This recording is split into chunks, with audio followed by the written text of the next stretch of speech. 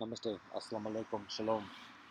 Buenos días, Isiche, Aquaba, Welcoming, Buenas tardes, what up, though? This is Mélanger, Café Mélanger. Week número 2, session número 4.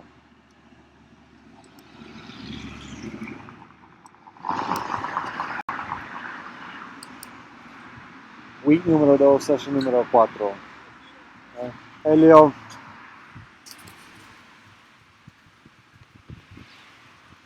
And we're doing it light again.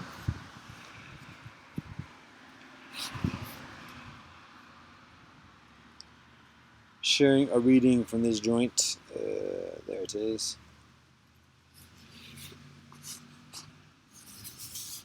This is the foreword written by the editor of this compilation.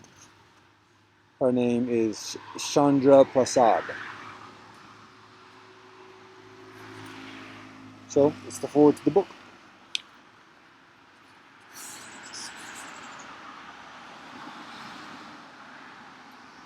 The year after graduating from college, whilst living in Washington, D.C., in the land of the Potomac, I started to tally the number of strangers who would stop me and ask me what I am. Mexican, Pakistani, Greek, Lebanese. The list went on. The perpetual questioning wasn't annoying so much as amusing. For by then, in my early 20s, I was used to being asked about my background and understood that such inquiries generally rose not only from idle curiosity, but from deeper, murkier issues of identity and belonging. My younger brother Ravi, who has a quirky sense of humor and looks like he could have come from anywhere, likes to make a game of the what are you grilling. He gives a different answer each time, then studies the person's reaction.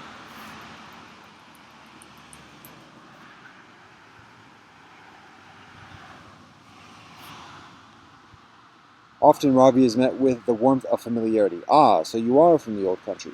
Other times it's nonchalance or the faint bristle of aversion. All of us, whether we're conscious of it or not, compartmentalize people so that we can further readily place them along the continuum of what is personally comprehensible. The government compartmentalizes too. It was only in the year 2000, Common Era, 2000 CE, that the U.S. Census finally allowed citizens to check off as many racial categories as are applicable: white, black, American Indian, etc. Previously, Americans were allowed to check off only one, leaving multiracial people invisible and unaccounted for. Now that the mixed identity has become a matter of public discourse, so do have some of its intricacies. Because multiracial people are united only by the fact that they are not easily bracketed, the experience of being mixed is not a singular one. But there is some commonality amongst multiracial people, being the physical proof of an increasingly global society, acting as a solder between various communities, straddling cultural expectations. For some, the challenges are much further formidable. Within the American foster care system, for example, mixed-race children represent a rapidly growing segment. Multiracial adolescents stand a greater risk of depression and substance abuse, according to a recent study published in the American Journal of Public Health. And against life-threatening diseases that require bone marrow transplants, mixed-race people, given their highly specific ethnic makeup, face steep odds of finding a match, reports the Maven Foundation. Fortunately, a greater awareness of multiracial people is keeping pace with this group's exploding population. The United States alone currently counts over 20 million multiracial inhabitants. Dozens of books, websites, and community organizations devoted to multiracial issues are flourishing. Mixed-race stars are now mainstays of music, movies, and professional sports. And publishing, too. Multiracial authors are offering some of the most deft, insightful, and well-received prose around. I'm proud that so many of these authors have chosen to contribute to this anthology. What's vital about Mixed is its timeliness and its ability to welcome all readers into its fold. The literature here is by and about multiracial persons, but the feelings it evokes are universal, whether it be the determination and desperation of Peter Ho Davies' Minotaur, the determination of Emily Roboto's plucky young hero, or the jolting panic of Wade Compton's drug-addled university student. Ultimately, I hope Mixed will help readers to explore a new hybridized world, to ask sticky questions, to refuse easy answers. My quietest, grandest dream, though, is that this book will blur boundaries, or better yet, expose how illusory most boundaries are in the first place. Now, what's interesting about this joint? I've read this anthology, and I don't do fiction too tough, so that's a statement. I do this a number of years ago.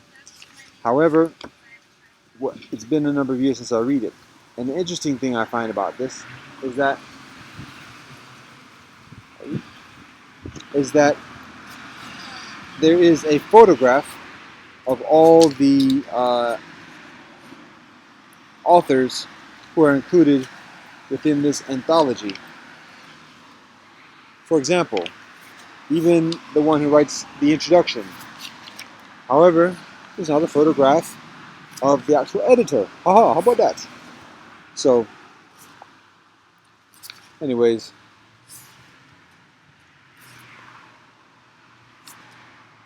oh, shall I do them all? Shall I do them all? Oh, there she is. Oh, look at that. I love to be proven wrong. It takes such skill to do it, though.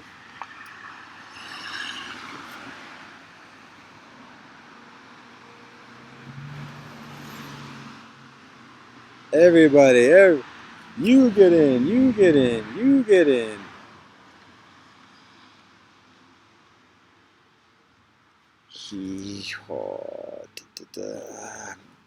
This thing is in reverse too, so I gotta get accustomed to that again.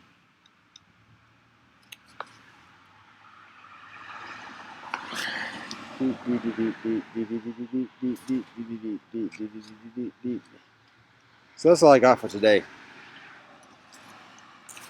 We might be able to keep this under 10 minutes.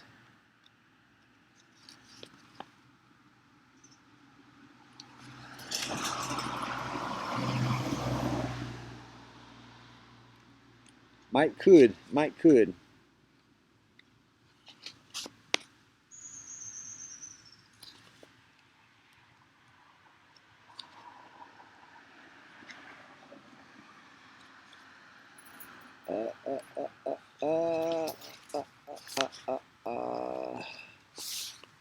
I'm trying to be equitable now.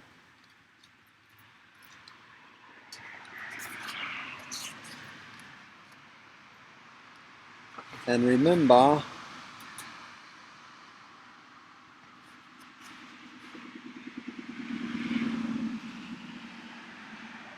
where I started with this joint. Well, I started somewhere in the middle.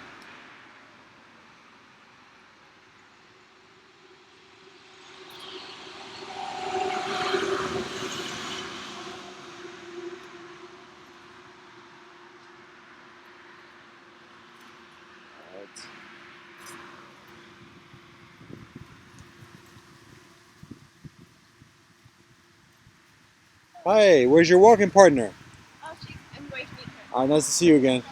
Well, did I see you earlier this week? That was you? In front of algebra? Yeah. Alright, I was making sure, like, I know her. So, alright, cheers.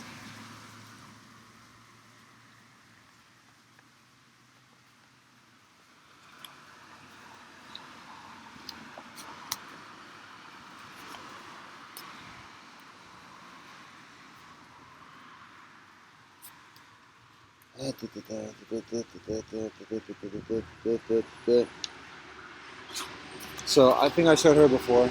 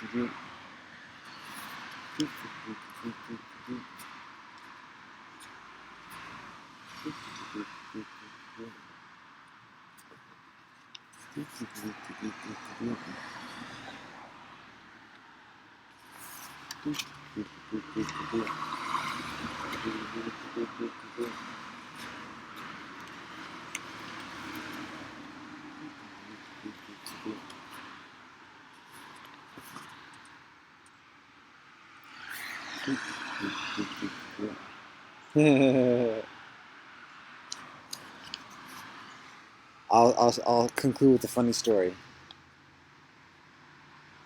Uh-oh. We got to hurry up. We're running out of space. So, here's a funny story.